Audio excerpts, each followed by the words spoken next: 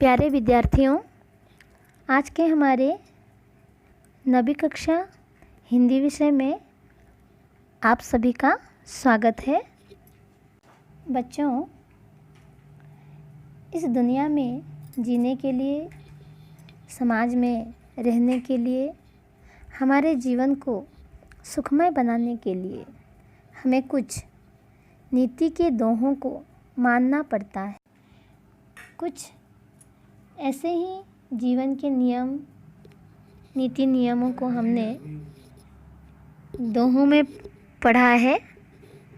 इस श्रृंखला को आगे बढ़ाते हुए आज भी हम कुछ जीवन के नियमों को पढ़ेंगे इस कविता के माध्यम से, जिसका शीर्षक है कुंडलियाँ, और इसके कवि हैं गिरिधर कविराय। तो बच्चों, पहले कुंडलियाँ का अर्थ जानेंगे।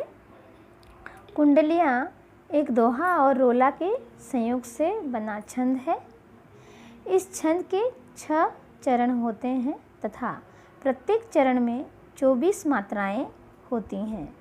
इसे यूँ भी कह सकते हैं कि कुंडलियाँ के पहले 2 चरण दोहा तथा शेष 4 चरण रोला से बने होते हैं। तो बच्चों, पहले कवि परिचय जान लेते हैं। गिरिधर कविराय के जीवन के बारे में प्रामाणिक जानकारी नहीं मिलती, परंतु शिव सिंह सेंगर ने इनका जन्म काल सन 1713 ईस्वी बताया है।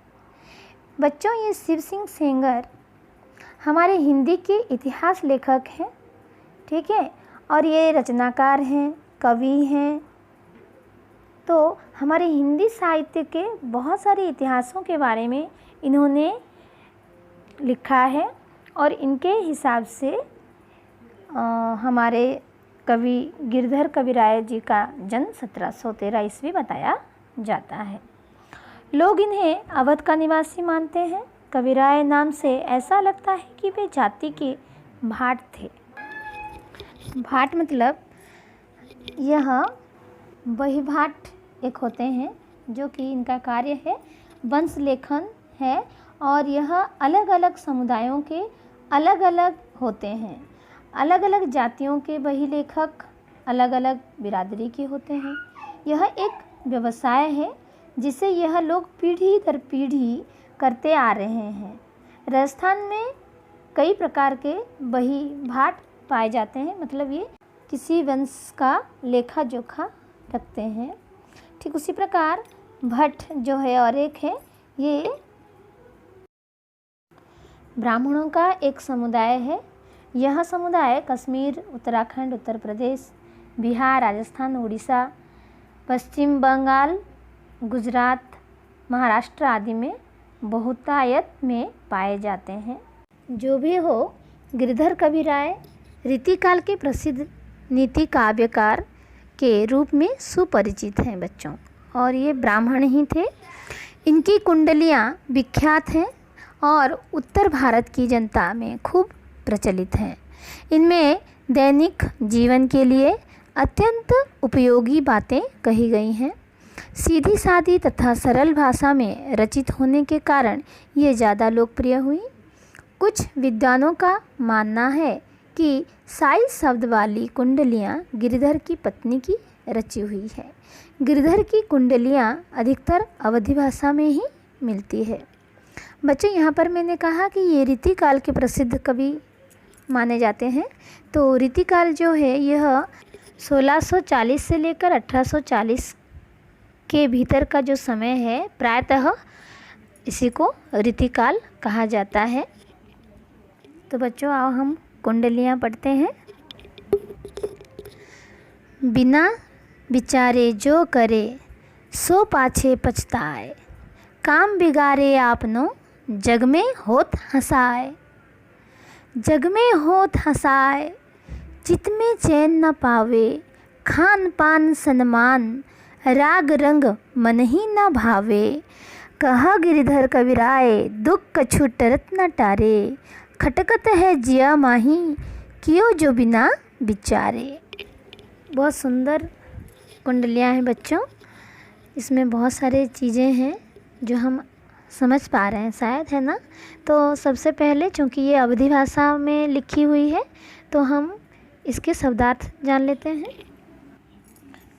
पाछे मतलब पीछे या बाद में, बिगारे बिगाड़ना, आपनो अपना, होत मतलब होना, हंसाए मतलब हंसी या मजाक, चित्त मतलब मन, चैन आराम, पान मतलब पीना, राग मतलब गीत संगीत, भावे मतलब पसंद आना, कछु मतलब कुछ, हरथ मतलब टलना हटना या दूर होना, टारे मतलब टालना, खटकत मतलब बुरा लगना, जिया मतलब हृदय मन, और माही मतलब बीच में। अब कुंडलियों को समझते हैं बच्चों।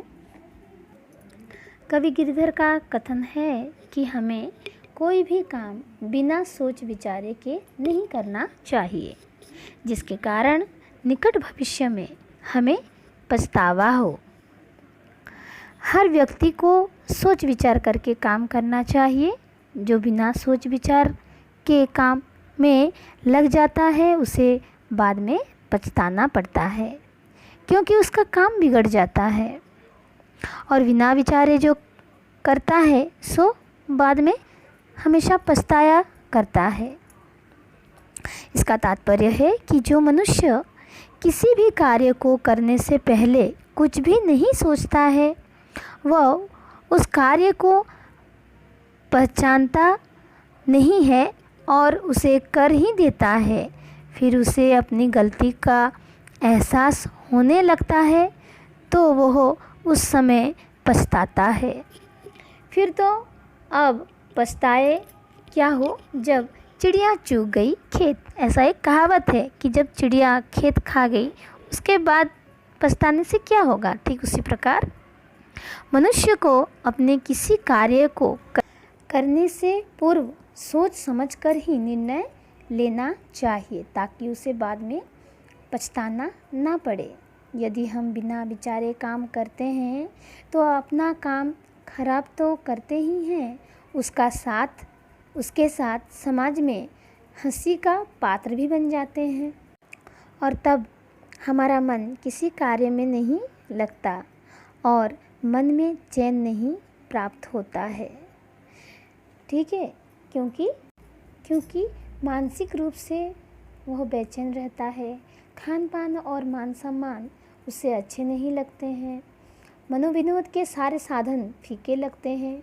दुख को दूर करने के सारे प्रयत्न बेकार हो जाते हैं। मूल्यवान समय बर्बाद हो जाता है। बार बार यह बात उसके मन को व्यथित करती है कि बिना सोचे और बिना विचारे मैंने यह काम क्यों किया। अतएव जीवन में कोई भी काम करने से पहले हमें भली भांति सोच विचार कर लेना चाहिए, ताकि बाद में हमें पछताना ना पड़े। मतलब सभी कामों को हमें खूब सोच विचार कर करना चाहिए, तब जाकर हमारा जीवन सुखमय हो सकेगा। धन्यवाद बच्चों।